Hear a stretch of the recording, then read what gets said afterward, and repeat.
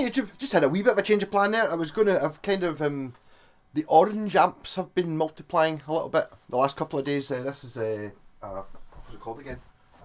Crush 35 RT, which Jen bought a few weeks ago. Because of the colour, which is fair enough, it is orange.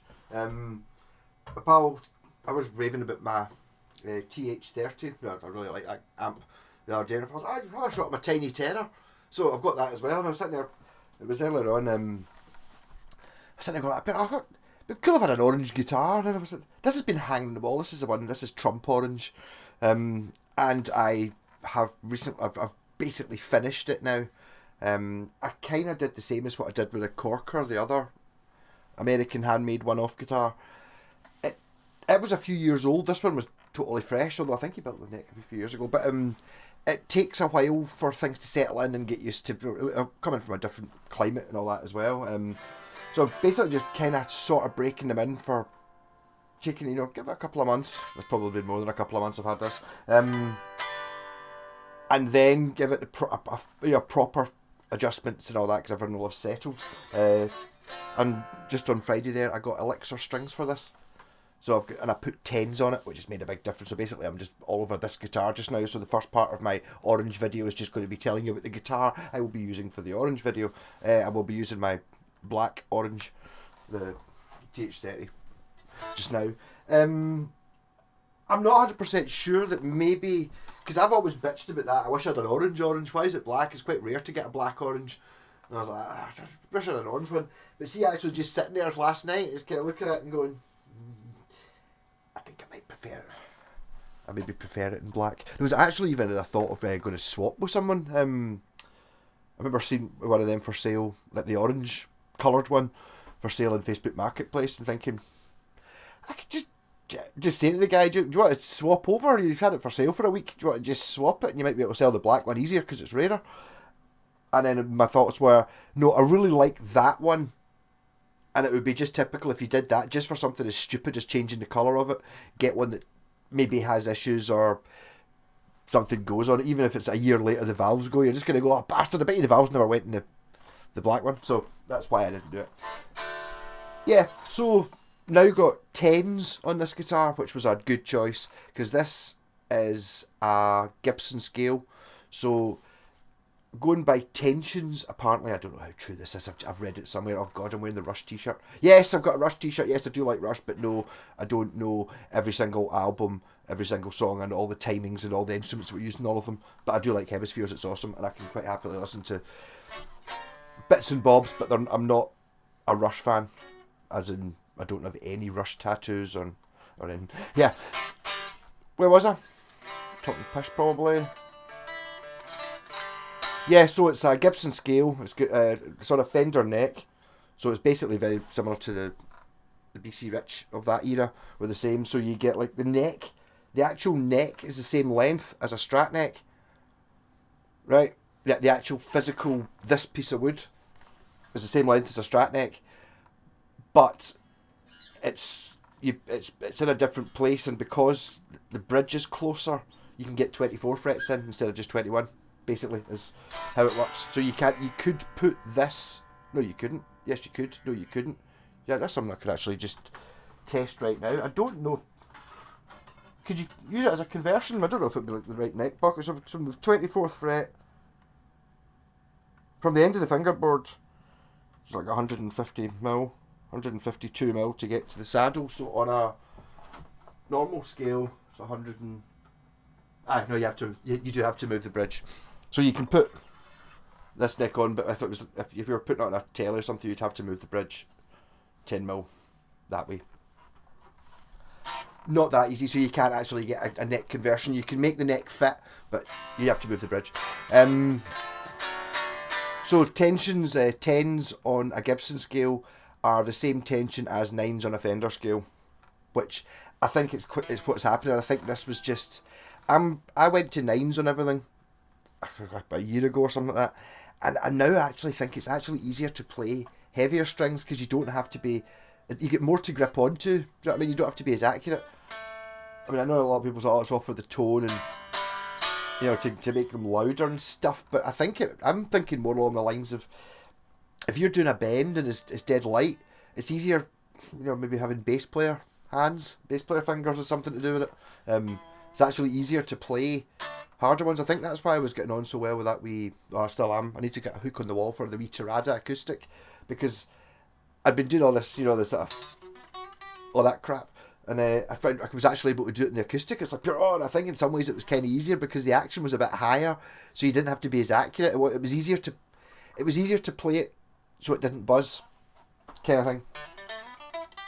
So Elixir strings all the way, and I'm waiting for the sponsorship from Elixir. Hello. Otherwise I'll just tell everyone your strings are shite. But I'm going to gradually, I want to convert all the guitars, any guitars that are worth it, and basically all the ones you can see are. It's like, oh, it's so much better. Yeah. So I cleaned up when I was given this, I was told it still had its final oiling on the fingerboard, so it's now had a final oiling, and it's nice and super shiny and as black black can be. Is it the blackest ebony I've ever seen? It sure is. I think that probably means it's good. I think it's one of those things that I've said this before, but you know, things like the Corker as well with its walnut body. To get a walnut body, okay, it's not going to be cheap, $100 or something like that, a body blank that size. To get one, but to get 1,000 if you're doing an actual guitar run is probably very difficult. You know, it doesn't scale in, so that's how some of a guitar like this does have the best ebony fingerboards, because it probably costs $5 more than a cheaper ebony fingerboard, which if you're making thousands of guitars, that's millions of dollars, you know what I mean, or millions of pounds. I don't know why I'm saying dollars. Yeah, and it's obviously got the most ridiculous neck I've ever seen with the flame on it. It's like PRS private stock or something on the neck. The only fancy bit of the guitar. So I still think this is quite a funny one. Oh, there's my new bridge as well. I think I did a video just on it. Nobody watched it though. There, and I found out. Well, I thought there was something wrong with it, because this bit here shiny. Okay, this is really difficult to work. There, that bit there's shiny, and this bit's not. And I thought, oh, I'd already fitted to the guitar. I thought, something wrong with it. And then I read somewhere that was the way the original Fender bridges were. And this is, I don't know, a couple of months ago when just a couple of weeks ago when I put this bridge on. And then I happened to be watching, it was something to do with G&L guitars. It was an interview with the guy sitting in the office of G&L guitars, and he was talking about Leo Fender, and on the original Telecaster there's an ashtray that clips on the top. So Leo was looking at it and going, well, there's a cover on it. The only bit of the bridge you can see is that bit, because obviously everyone will have that cover on. So there's no point in spending any money polishing the bit behind it, which makes more sense. I'm not sure an ashtray would actually clip. I don't know if there's enough there to clip an ashtray onto, because this has got it's cut down there. It was an extra £1 to get one with a bit cut down. I figured I don't have one like that. I've got plenty of ashtrays and everything else. Yeah, I don't know if I've really done anything else to the guitar. I think I'll lower this pickup a little bit. So there's the Bill Lawrence, which I think is a hum cancelling single coil, or a stacked humbucker.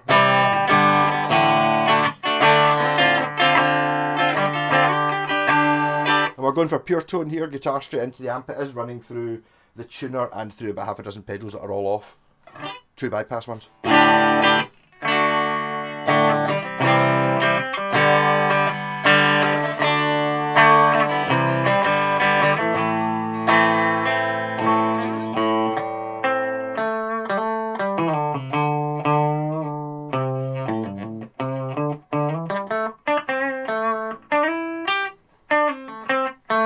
It's so quiet.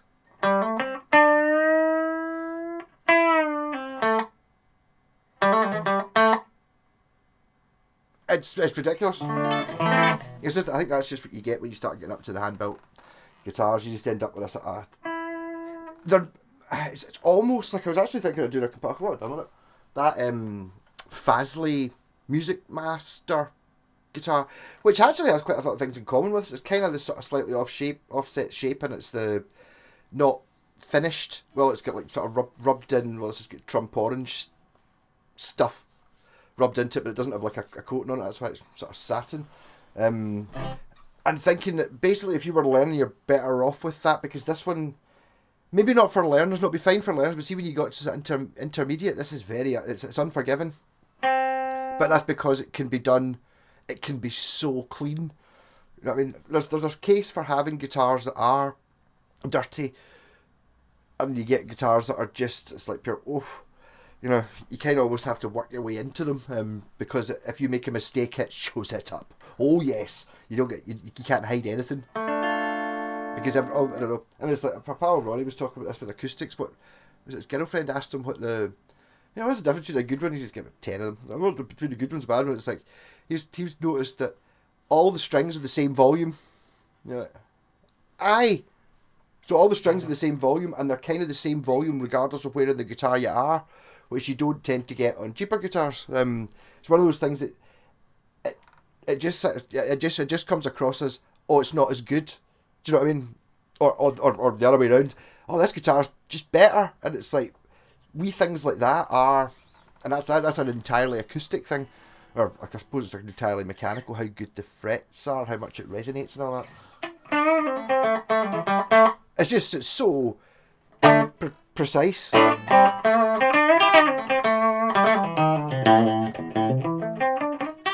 Actually, almost sounds like an active pickup just now. It's too clean. But I've got my, so this is now the bridge pickup and this coil here.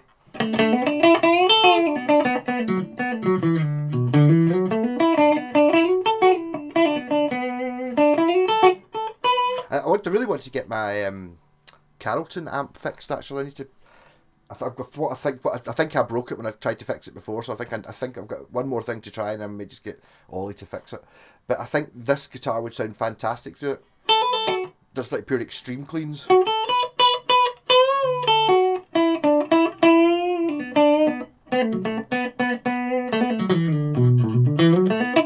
then we've got both the pickups, so this is a humbucker now.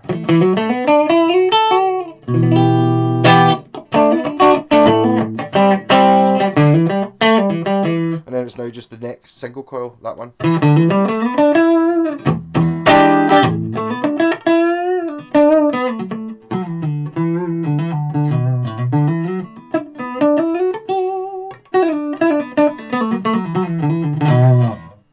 And then neck humbucker.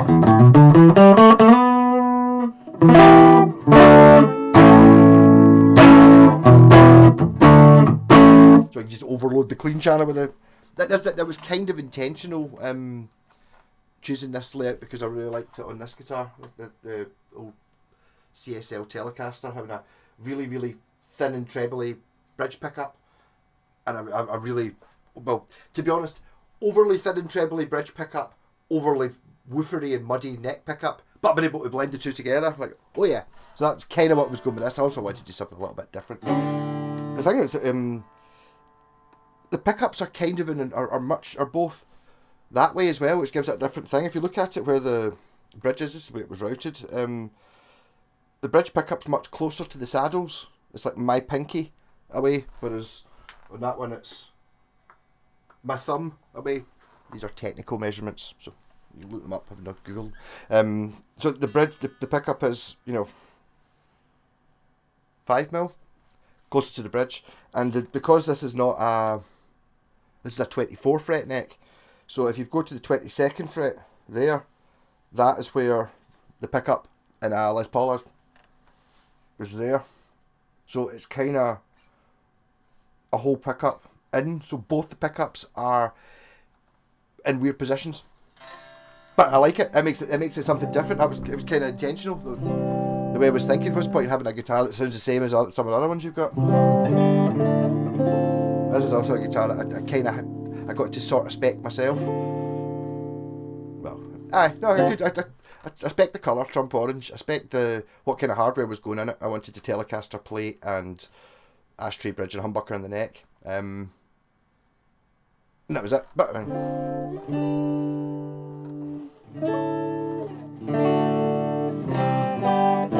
all the hardware was mine. No, actually, it's a metal plate. So the metal plate came with the guitar, because it's got an extra hole here. It's got the top mounted jack, which I wanted. I didn't want one on the edge. I wanted one for sitting down. Bridge a go-to one I just bought. Did a whole video on it. Metal pickup ring I found in my parts box, had it for ages. That's an original DiMarzio Super Distortion, which was in, remember what the guy say? It was in a SG200 since the 70s, and he just put them out to put pickups that were similar to the original ones that were in it. It had been modified to take humbuckers. Not a Yamaha SG100, a Gibson SG, the one that's got like a, it's not routed from the back, you know, the cheap one, it's got like a, it looks like it's got the back plate. Well, this doesn't have a back plate. It's also through strung. And Gotoh tuners, which I've had for years, that I stole off, well I didn't steal off, I bought a Hondo Fame Series Stratocaster, like a plywood thing. It was good, but it had, I kind of went off the Korean guitars a bit because I realised that Japanese guitars are just better, but I had real Grovers on it, so I swapped the tuners over. I think I might have upgraded it with locking tuners or something like that and kept them. So, genuine Gotohs from a Hondo.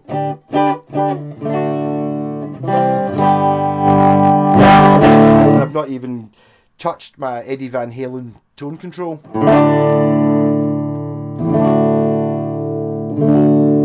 Might be good in the bridge pickup.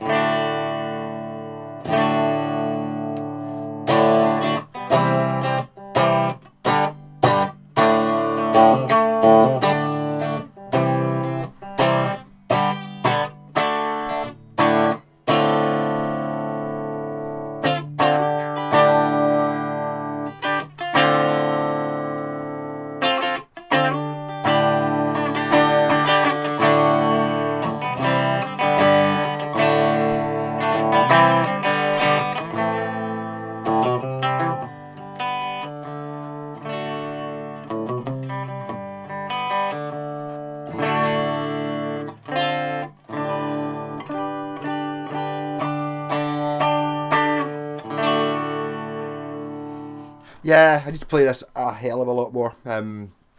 Is it the best guitar in the world? It could be. Is that the Corker? I don't know. At some point I'll need to elixir the Corker next month, and then I'll maybe have a bit of a shootout. But they're both quite different. It's kind of the reason I spec'd it the way it was, so it wasn't quite the same as that. Because if I didn't have the Corker, you said, "Oh, I'm building your handmade guitar. What do you want?" I would say, "Gives 2 humbuckers." With coil splitting options, but I've worked that's that. And what's your next best guitar? Make it more telly-ish. Yeah, but no, it's, I've basically just been playing this all day instead of demoing these amps. Not even put any pedals on it. This is Dirty Channel.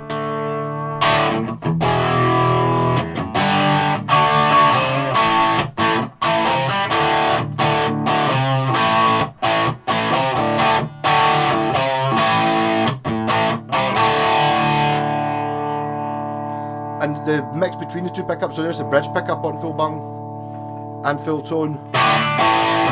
Oh, it makes that tone made a different stereo.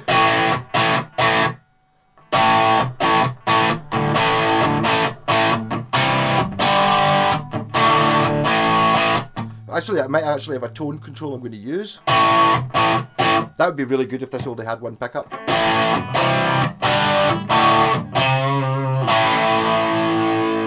Back up full, and then this super distortion.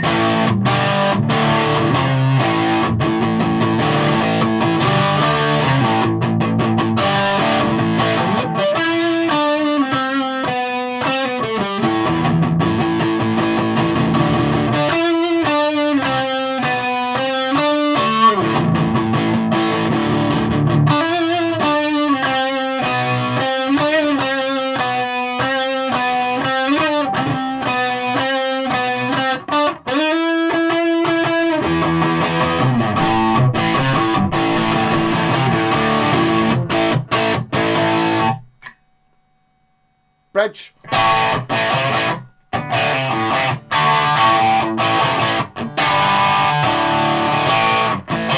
See, I'm saying that has enough telly character to be a Telecaster.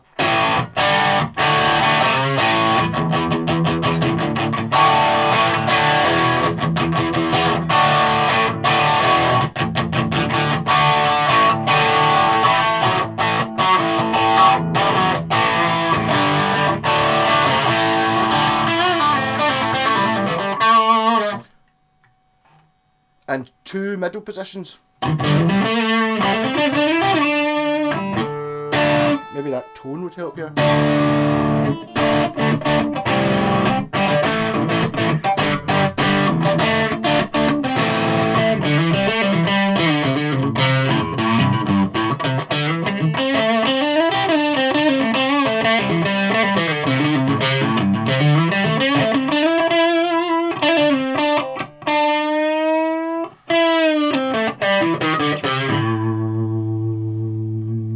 Tone back up.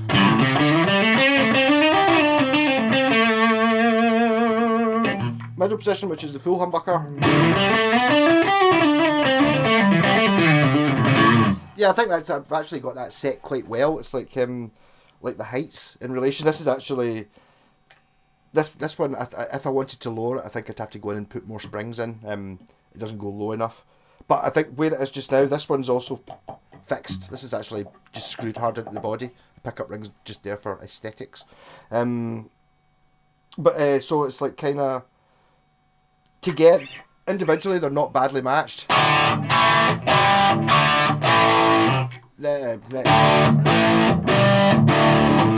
Put a different frequency spectrum, but if you go into the middle position, where you've got this as a single coil and this as a bridge, as the single coil and the bridge together,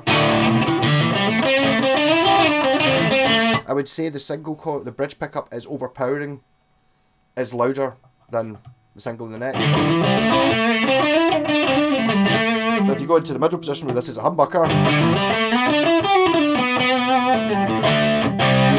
I would say the humbucker is actually overpowering the bridge pickup. Just slightly, just a little bit. But it's like amazing getting that many good sounds at just one switch, no? And well, I'll be using the tone there a wee bit. And then you've got the single coil on its own. Take the tone off.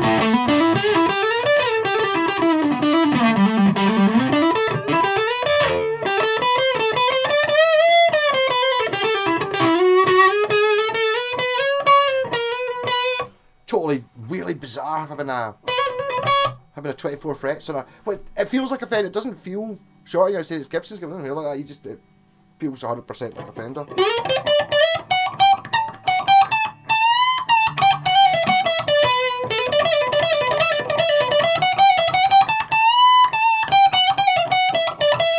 So I suppose they're even tighter together. You just think because it's a shorter scale than something like an RG. You know, there's when you're up at the 23rd, 24th fret, you've got hardly any room to get your finger in. This one must be actually smaller, probably not a huge amount, but it definitely must be smaller because they're closer together.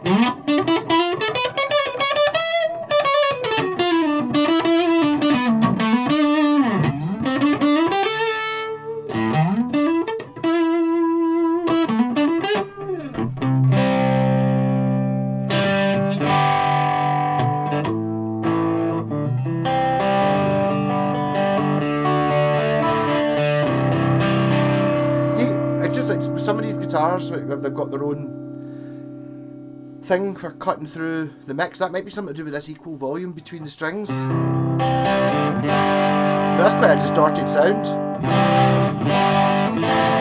but you can hear into every individual note, so you can actually get away with using more drive, or probably kind of clean it up.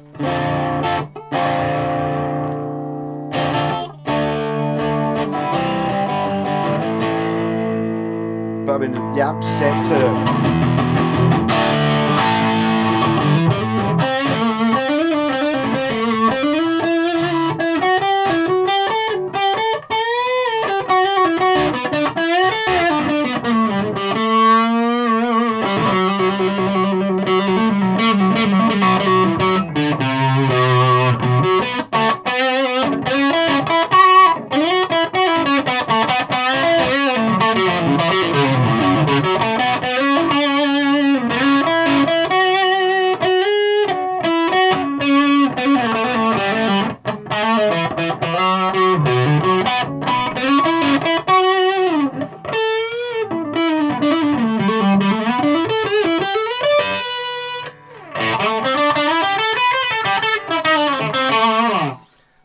There's a few guitars I've got that have their own sound, and it kind of sounds not the same, but there's definitely a character or something in there that sounds, it doesn't matter which pickup you choose, whether you're clean or distorted or anything like that.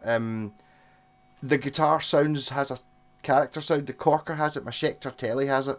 I'm not sure about the other ones that are quite as distinctive. I just see it's just that wee bit. I think I could maybe the unplugged sound as well. And I think on a blindfold test I could tell which one of the guitars you were playing, just with any one of your sounds. It's got there's a thing in there that's just, I don't know, it's probably just a wee mid bit that's different somewhere. There's a wee frequency in there that's just like, it's a little bit different from other guitars that you maybe only get with like expensive ones, with just a wee bit. It's a wee bit less of that, a wee bit more of that frequency, and it just kind of, it's a thumbprint or something. I'm loving the brashness of that bridge pickup. I was thinking of actually putting in, I've got a set of Texas Specials I acquired the other day. I was thinking of putting that in there because I'm not sure if I like this bridge pickup, but it's got too bright, which is just exactly what I want. But you can go too bright, that's fine then. Make it a little bit less bright. Tone control. A bit more normal.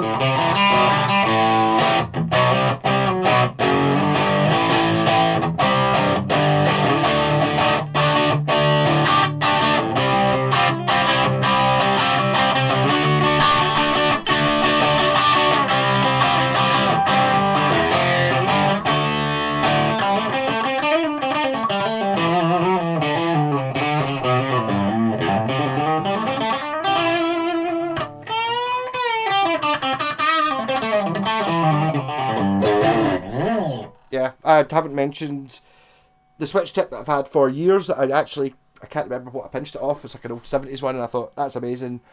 I always want to put that on my Shockingbird, which is a guitar that it's a wee bit of a tribute to the Shockingbird as well, the one I made myself, just with a Telecaster and Gibson neck and stuff.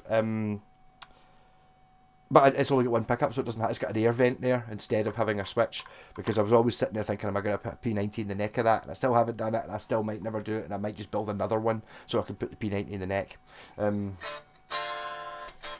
these brown knobs, I pinched them from, I didn't pinch them, I said I was pinching them from the BL Guitars in Pennsylvania. When I basically worked there for a week, looked after the shop for a week. Sold a couple of guitars and everything. Set up about 10, fixed a few, and it was in their parts box. There was these jobby brown knobs, and I was like, "Oh, they're amazing!" Melody was like, the girl who owns the shop's like, "You're weird. Like, can I have them?" Yeah. So that was before I got the corker. before the owner gave me the corker. And they didn't look right in the corker, but they were waiting for something, and then this came up, and it's like, see, because there's 3 holes here, there's not really that much room to get at the knobs, so the wee thin points are perfect. Plus they're jobby brown, and it goes with the aesthetic. This Bill Lawrence pickup I bought years ago, just because I thought it looked totally cool. I loved the fact it was cream, so it's kind of, let's be honest here, the cream and jobby brown, the colours matter. You can get a guitar that's not really that cool and then paint it a cool colour and it becomes cool. Well, look at J-Packs, just for example. Take a boring black, Squire Strat, like, oh, that's interesting, and then suddenly it becomes, whoa! It became a good guitar overnight.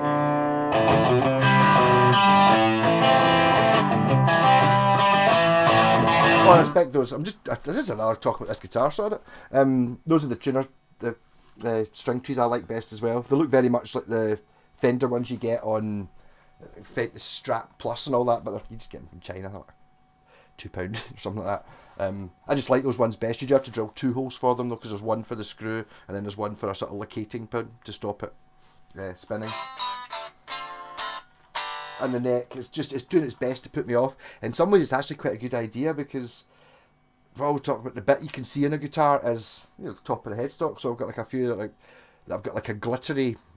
My Westone Raider has a glittery thing on it. It's like every time you play it, you look down, you go, yeah, this is cool as fuck. Just because you've got something a bit more interesting rather than just being woods, and then everyone watching can see your awesome guitar. But on this one, it's kind of like the wood that's the fanciest bit ever. And it's actually distracting because it's so 3D.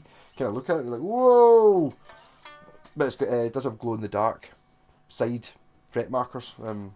But you kind of got to sort of not get distracted by the neck, so it's kind of making me maybe not look at the neck as much, or kind of in my vision kind of knock off the bit where you get this pure super spangly piece of flame, which moves like one of those fires you used to get at your grand's house with the light bulb in it and the wee fan thing, so it gave you the flickering flame effect. Kind of like that.